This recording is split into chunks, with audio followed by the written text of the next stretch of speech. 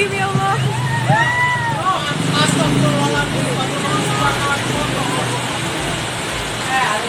Jebolnya tembok sebuah minimarket akibat terjangan air hujan, membuat barang dagangan yang ada di dalamnya tumpah keluar karena terbawa air hujan.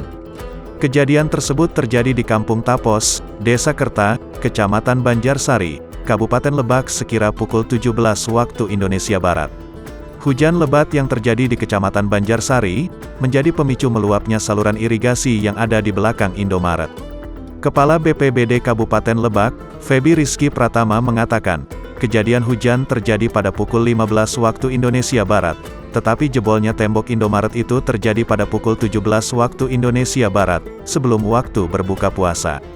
Memang telah terjadi hujan yang cukup lebat di daerah Banjarsari, katanya saat berada di kantornya, Senin, tanggal 4 April tahun 2022.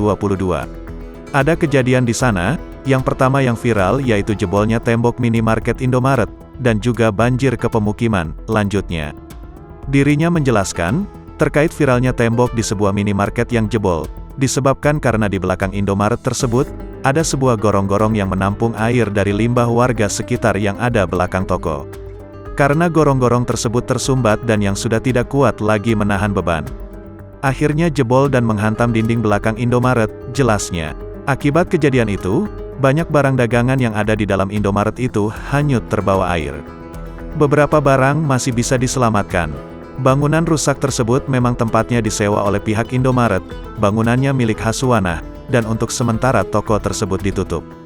Feby menambahkan, setelah kejadian, pihaknya langsung meninjau ke lapangan dan melakukan pembersihan.